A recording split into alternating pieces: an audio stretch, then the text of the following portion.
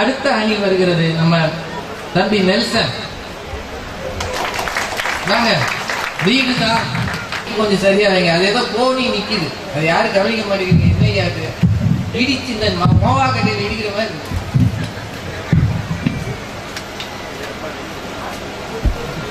ஒரு குடும்ப விழாவிற்கு வரை தந்திருக்கிற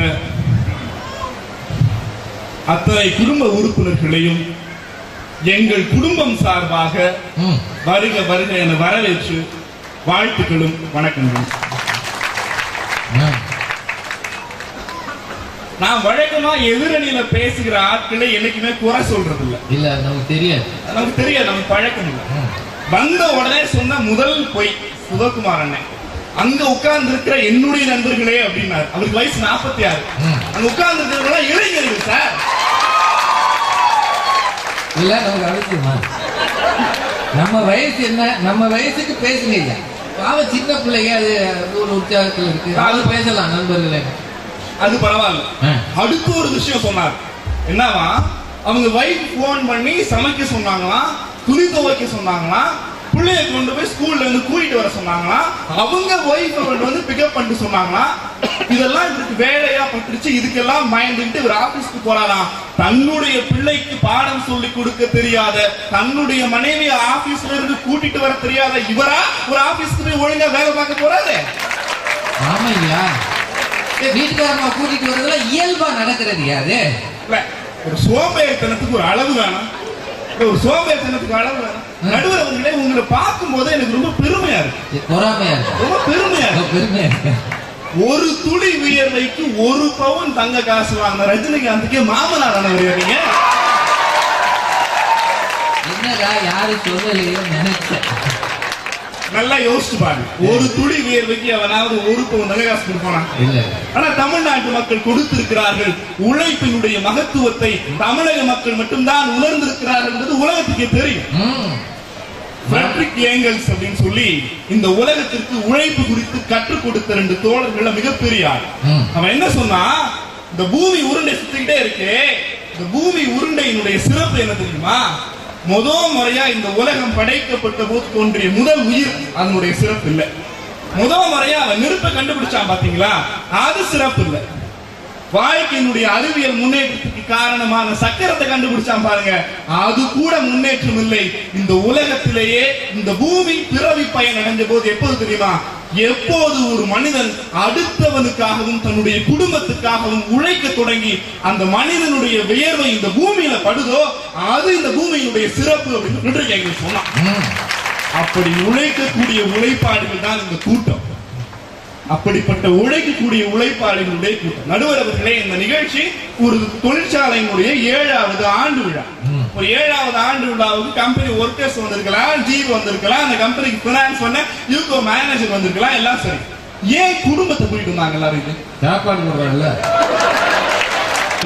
நடுவர் அவர்களே, இந்த நிகழ்ச்சி ஒரு தொழிற்சாலையினுடைய 7வது ஆண்டு விழா. ஒரு 7வது ஆண்டு விழாவுக்கு கம்பெனி ஒர்க்கர்ஸ் வந்திருக்கலாம், ஜிவி வந்திருக்கலாம், அந்த கம்பெனிக்கு பினான்ஸ் பண்ண யூகோ மேனேஜர் வந்திருக்கலாம், எல்லாம் சரி. ஏன் குடும்பத்தை போயிட்டு இருந்தாங்க எல்லாரும்? இது சாப்பாடு போடுறாங்கல்ல. நடுவர் அவர்களே, வாழ்க்கையினுடைய எல்லா பக்கங்களிலும் உங்கள் குடும்பங்கள் இருக்கிறதுங்கிறத காமிக்கிறதுக்காக தான் அலுவலகத்தில் குடும்பத்தை கொண்டு வந்திருக்காங்க. இந்த வளர்ச்சியில் குடும்பம் தான் பின்னணியில் இருக்குன்னு காட்டுறாங்க. ஒண்ணும் இல்ல, அவர் சொன்ன அதே டயலாக நான் திருப்பி போடுறேன். தோசை மாதிரி மனிதன் முன்னேறுவதற்கான எல்லா சூழ்நிலைகளையும் உருவாக்கி கொடுக்கிறது வீடு. உலகத்துல எல்லா பண்பாடுகளுக்கும் ஒரு பண்பாடு இருக்கு, ஒரு விஷயம் இருக்கு. என்னன்னா, பொதுவான விஷயம், வீட்டிலிருந்து புறப்பட்டு மனிதன் வாழ்க்கையை கடந்து சொர்க்கத்துக்கு போவான். எல்லாருடைய லட்சியமுமே சொர்க்கத்தை அடைவதாக இருக்கிறதுன்னு கிரேக்கத்திலிருந்து, சீனத்திலிருந்து, ஐரோப்பியிலிருந்து எல்லா தத்துவங்களும் சொல்லுது. தமிழ்நாடு மட்டும்தான், தமிழன் மட்டும்தான் யோசிக்கும் போதே சிறப்பாக யோசித்திருக்கிறார். வீடுங்கிற தமிழ் வார்த்தைக்கு அர்த்தமே சொர்க்கம்ங்கிறது தான். உங்களால மறுக்க முடியுமா? நான் ஒரு பண்பலையில் பணியாற்றிட்டு இருக்கேன். எனக்கு காலையில 7 மணிக்கு ஷிஃப்ட் ஆரம்பிக்குதுன்னா நான் 5 மணிக்கு பிஃபோர் 2 hours நாங்க இருந்தாலும் காலையில 4 மணிக்கு நான் எந்திரிக்கிறதுக்கு முன்னாடி எங்க அம்மா எந்திரிச்சிருவாங்க. எந்திரிச்சு எல்லாத்தையும் செஞ்சு முடிச்சு எனக்கு சுடு தண்ணி போட்டு கொடுத்து சாப்பாடு கட்டி கொடுப்பாங்க. அப்படியே சுட சுட சாம்பார் சாதம் இருக்கும். நான் 7 மணிக்கு என்னோட பிராட்காஸ்டிங் ஆரம்பிச்சு 11 மணிக்கு முடிக்கும் போது அந்த லஞ்ச் பாக்ஸ திறந்தீங்கன்னா அவங்க சுட சுட கட்டி கொடுத்த அந்த சாம்பார் சாதம் ஆறி போயிருக்கு. பார்க்கும்போது எனக்கு ஒரே ஒரு விஷயம் தெரியும். காலங்காத்தால 4 மணிக்கு எந்திரிச்சு என்னுடைய அம்மா சுட சுட கட்டி கொடுத்த சாம்பார் சாதம் ஆறி போயிருக்கிறது. அம்மாவினுடைய அன்பு சாம்பார் சாதத்தில் ஊறி போயிருக்கிறது. அப்படிப்பட்ட குடும்ப சூழலை இல்லைன்னு சொல்றதுக்கு என்ன மனசு வேணும்? அவர் சாம்பார் சாதம் பிடிக்காதான்? ஒண்ணுல நடுவர்களே, தமிழ்நாட்டில் இருக்கிற இன்னொரு சிறப்பு என்ன தெரியுமா? நம்ம இப்ப நீங்க வார்த்தைக்கு வார்த்தை வந்தவங்க எல்லாம் சொல்லிட்டு இருந்தாங்க, சம்பளம் வாங்கினேன், சம்பளம் கொடுத்தோம். அந்த வார்த்தை ரொம்ப அருமையான வார்த்தை. இந்த சம்பளம்ங்கிறது எப்படி தெரியுமா ஆரம்பிச்சு? அந்த காலத்துல விவசாய தொழிலாளர்கள் இருந்தாங்க, அவங்களுக்கு மாசம் அப்பெல்லாம் பணம் ரூபாயெல்லாம் கிடையாது. சம்பளத்தை 2ஆ பிரிச்சா சம்பா அரிசி, உப்பளத்துல வர்ற அந்த அளங்கிறது உப்பை குறிக்கும். என்னன்னா வீட்டுக்கு தேவையான அரிசியையும் உப்பையும் தான் அவங்க செய்யற வேலைக்கு கூலியா கொடுப்பாங்க. மனிதன் முதலாக உழைக்க தொடங்கி வாங்கிய வருமானமே வீட்டுக்காகத்தான் என்பது முக்கியமான விஷயம். அதனாலதான் கொடுக்கறதுக்கு சம்பளம்னு பேர் வச்சான். நீங்க வேலைக்கு போகணுங்கிற விஷயத்த உங்களுக்கு சொல்லி கொடுத்துருது உங்க வீடு. அலுவலகத்தை யாருமே குறை சொல்ல, எல்லா அலுவலகங்களும் எப்படி பிழைப்பது என்பதை சொல்லிக் கொடுத்துக் கொண்டிருக்கிறார்கள். இன்னும் சொல்ல போனால் நீ எப்படி உழைப்பது என்பதை உங்க வீடு சொல்லிக் கொடுத்துருக்கு. மெசபடோமியா நாகரிகத்துல ஒரு வழக்கு இருக்கு. ரொம்ப ஆரம்ப காலங்களில் கண்டுபிடிச்சப்போ ஒரு விஷயம் பண்ணாங்க. என்னன்னா இறைச்சி வேட்டையாடிட்டு மனுஷங்க எல்லாம் வருவானா, அப்ப கூட்டமா வாழ்ந்துட்டு இருக்கும்போது அந்த இறைச்சியை வாங்கிட்டு வந்து பகிர்ந்து கொடுப்பான். எதை வச்சு பகிர்ந்து கொடுப்பான் தெரியுமா? அவன் எப்படி உழைக்கிறாங்கிறத வச்சு இல்ல, அவன் எத்தனை ஆடுகளை வேட்டையாடுனாங்கிறது இல்ல, அவன் எத்தனை மான்களை பிடிச்சிட்டு வந்தாங்கிறது இல்ல, அவனுடைய குடும்பம் எந்த நிலைமையில் இருக்கிறது என்பதை பார்த்து இருக்கிற உணர்வை பகிர்ந்து கொடுக்கக்கூடிய பண்பை சொல்லிக் கொடுத்தது வீடுங்கிற அமைப்பு தானே. உங்களால அதை மறக்க முடியுமா? ஒண்ணும் இல்ல, தொழிலாளர்கள் அப்படிங்கிறவங்க இந்த பூமியை தாங்கிட்டு இருக்காங்க. இந்தியாவில மட்டும் ஏறக்குறைய ஒரு 65 கோடி உழைக்கிற தொழிலாளர்கள் இருக்காங்க. 65 கோடி உழைக்கிற தொழிலாளர்கள் இருக்காங்க. ஒரு ஆய்வறிக்கை அதிசயமாய் சொல்லுது, இந்தியாவில வேலை பார்த்துட்டு இருக்கிற உங்களை மாதிரி உழைப்பாளிகளை எல்லாம் வரிசையா நிக்க வச்சா பூமியை சுத்தி மொத்தம் 8 இந்திய வட்டம் போடக்கூடிய அளவுக்கு மக்கள் தேசத்துல உழைச்சிட்டு இருக்காங்க. அப்படிப்பட்ட உழைப்பாளிகளை உருவாக்கி கொடுத்துருக்கிற வீடுகள் தானே. ஒண்ணுல அடுவர்களே, மேடையில உட்கார்ந்து மைக்க பிடிக்கும் போது உங்க வீட்டுக்காரமா தோசை திருப்பியோடு நிக்கிற காட்சி வந்து அவங்களால வாயை திறக்க முடியுமா? என்னையா நம்மளே கேள்வி. வீட்டுக்காரமா தோசை திருப்பியோட நிப்பாங்க, ஆனா தோசை திரும்ப அடியில பிடிச்சு போய் இல்ல உங்களை திருப்புறது கல்யாணம் ஆகாத பிள்ளைகளை பேச விட்டா அப்படித்தான். கல்யாணம் ஆனவங்க இன்னும் சாதிச்சுட்டாங்கன்னு தெரியல. கல்யாணம் ஆகாத எங்க மாணவர்கள் இருக்கட்டும் பொண்ணு வாங்க போகும்போது சொல்லுவோம். அதெல்லாம் வேணாமப்பா விடுங்க. உண்மையிலேயே நிறைய நல்ல விஷயங்கள். ஒரு இறுதியாக ஒரே ஒரு சிறுகதையை மட்டும் சொல்லி என்னுடைய பேச்சை நிறைவு செய்ய விரும்புகிறேன். பையன் ஒருத்தர் இருக்கான், இந்த மாதிரி ஒரு பையன் வீட்டுல இருக்கான், படிச்சுக்கிட்டு இருக்கான். அவங்க அப்பா மில்லுல வேலை பார்க்கிறாரு. டெய்லி நைட்டு 12 மணிக்கு வீட்டுக்கு வருவார். வந்து வாசலை தட்டி விஷாலாட்சின்னு ஒரு 4 வாட்டி கத்துவார். நைட்டு 12 மணிக்கு தூங்கிட்டு இருக்க அந்த பையனுக்கு எரிச்சலா இருக்கும் காதுல. இந்த மனுஷனுக்கு வேற வேலையே இல்லையா, இப்படி வந்து கத்திக்கிட்டு இருக்காரு. டெய்லி இதே மாதிரி 12 மணிக்கு வந்து தொண்டை வந்து நரநரத்து போன குரலை கத்துவார்.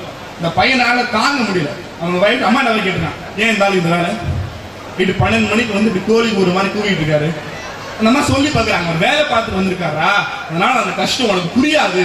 அந்த தாய்க்கு அந்த விஷயம் புரிந்து இருக்குது. கொஞ்ச காலம் போகுது, அந்த பையன் படிச்சு முடிக்கிறான். அவனுக்கு வேலை கிடைக்கிறதுக்கான அப்பாயின்மெண்ட் ஆர்டர் வரல. அப்பா சொல்றாரு, ஒரு 2 மாசம் நீ என்னோட மில்லுல வந்து வேலை பாடுறா, உங்க ஒரு போஸ்ட் காலியா இருக்கு, உனக்கு போக விருப்பம் இல்லை, இருந்தாலும் போறான். முதல் நாள் அந்த மில்லுக்கு போய் உட்காரான். போன உடனே இவன் போய் கார்டு எடுத்து வைக்கிறான். கரண்ட் ஆஃப் ஆன உடனே இங்கேருந்து இபி ஆபீஸ்க்கு நடந்து போயிட்டு வந்து அந்த கரண்ட் சரி பண்றான். மிஷின் ஓட ஆரம்பிக்குது. ஒரு பெல்ட் வந்துருது. அந்த பெல்ட்டை அந்த மெக்கானிக்கை கூட்டு வந்து கட் பண்றான், சேர்த்து வைக்கிறான். திரும்ப ஓட ஆரம்பிக்குது. வர வேண்டிய லாரி வரல. போன் பண்ணி சொல்றதுக்காக சைக்கிள் எடுத்துட்டு போறான். Cycle puncture. சைக்கிளை ஒட்டிட்டு எங்க போய் சொல்லணுமோ அங்க சொல்லிட்டு திரும்ப வர்றான். சாயந்தரம் 6 மணிக்கு டியூட்டியை விட்டு கிளம்பணும். முதலாளி சொல்றாரு, தம்பி வர வேண்டிய குடோன் பாக்கி மீதி இருக்கு, இருந்து முடிச்சு கொடுத்துட்டு போப்பாங்கிறாரு. உட்கார்ந்துருக்கான். சுத்தி வேர்வை, புழுதி தாங்கல. அந்த மிஷின் சத்தம் காதை குடைச்சுக்கிட்டு இருக்கு. என்ன பண்றதுனே தெரியல. அப்படியே கம்மன் உட்கார்ந்துருக்கான். மதியானம் 2 மணிக்கு சாப்பிட்ட தயிர் சாதம், வயிற்றுல ஒண்ணுமே இல்லை. நைட் 8 ஆகுது, 9 ஆகுது, 10 ஆகுது, 11 ஆகுது. எல்லா வேலையும் முடிச்சுட்டு நடந்து வீட்டுக்கு வந்து கதவை தட்டி அம்மான்னு முதல் வாட்டி கூப்பிடுறான். அம்மா எந்திரிக்கல. 2வது வாட்டி தட்டி அம்மான்னு கூப்பிடுறான், எந்திரிக்கல. 3வது வாட்டி அம்மா அப்படிங்கிறான்.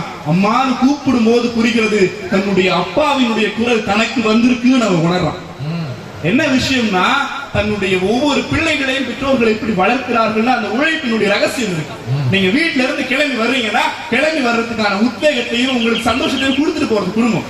இன்னும் சொல்ல போனால் இந்தியாவினுடைய பெருமையை உலகத்தில் நிலைநாட்டிக் கொண்டு இருக்கிற மிட்டல் இந்தியாவினுடைய உலகத்தினுடைய மிகப்பெரிய இரும்பு தொழிலதிபர்.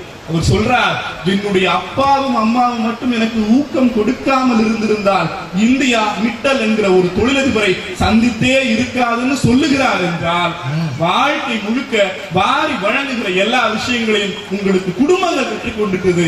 உங்கள் உயர்வுக்கும் பெருமைக்கும் அலுவலகங்கள் காரணங்களா இருக்கலாம். அடிப்படையான எங்கள் அணித்தலைவர் சொன்ன மாதிரி அஸ்திவாரங்களை நீங்கள் எப்போதுமே பார்ப்பதில்லை என்று கூறி இவ்வளவு நேரம் என்னுடைய பேச்சை செவிமடுத்த நல்ல உள்ளங்கள் அத்தனை பேருக்கு நன்றி பாராட்டி அமர்கிறேன். நன்றி, வணக்கம்.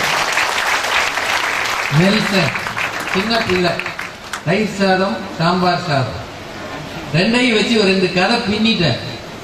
அம்மாவுடைய சாம்பார் சாதம் ஆறி போயிருக்கிறது, அதில் அம்மாவின் அன்பு ஊறி போயிருக்கிறது. எல்லாம் ஆரம்பத்தில் அப்படித்தான் இருக்கு. அது மட்டும் இல்ல, முதலில் வேலைக்கு போன அந்த பிள்ளையினுடைய குரல் மாறி அப்பா மாதிரியே பேசுறான் பாருங்க. நல்ல செய்தி அது. நீங்க அதை சரியா வாங்கினீங்களா என்னவோ.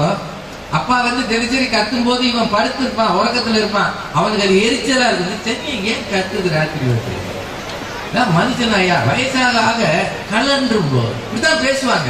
ஏன்னா யங்ஸ்டர்ஸ் இல்லையா, இப்படிதான் பேசுவான். அப்பாவுடைய வலிகள் அவனுக்கு தெரியாது. ஆனா அவனே ஒரு வேலைக்கு போயிட்டு திருப்பி வந்த பிறகு அந்த அடி வயிற்றுல இருந்து அம்மான்னு ஒரு சவுண்ட் வருது பாருங்க. வரும்போது அவன் குரல் தன்னையே அறியாம அப்பா குரல் மாதிரி மாறி போச்சுன்னு அவர் சொன்னார் பாருங்க. ஒரு அருமையான சித்திரம் அது. நல்ல கதையை கொண்டாந்து உங்க முன்னாடி போட்டார். ஒவ்வொருவரும் வேலைக்கு போயிட்டு வீட்டுக்குள்ள நுழையும் போது எதை எதிர்பார்க்கிறோம் அப்படின்றத அவர் சொன்ன கதை புரிய வச்சு நல்லா பேசிக்கிறார். அவருடைய குரல் எப்பவுல ஒலிக்குதோ இல்லையோ அந்த இடத்துல ரொம்ப நல்லா ஒலிக்குது, ரொம்ப நல்லா ஒலிக்குது. ஏன்னா எப்பவுல பேசுறதுக்கு ஒரு தனி திறமை வேணும். புல் ஸ்டாப் வைக்காம, கமா போடாம, தண்ணி குடிக்காம, தொடர்ந்து எவனையும் பார்க்காம, என்ன பண்ணிருக்கீங்க இப்படியே பேசிக்கிட்டே இருக்காங்க மணிக்கணக்கா. ராத்திரி போல 24 ஹவர்ஸும் வாயாடிகள்னு பேர் வச்சாங்க அந்த காலத்துல பேசுறவங்களுக்கு. இதெல்லாம் வாயாடன்கள், வாயாடிகள், வாயாடன்கள் இதாம பேசுறாங்க எப்பவுல. அதுல வேலை செய்யறாரு. அங்க மாதிரி பேசாம இங்க அழகா பேசினாரு. ரொம்ப நல்லா சொல்லியிருக்கிறார். இப்போ ஆசிரியர் வரணும், வாங்கய்யா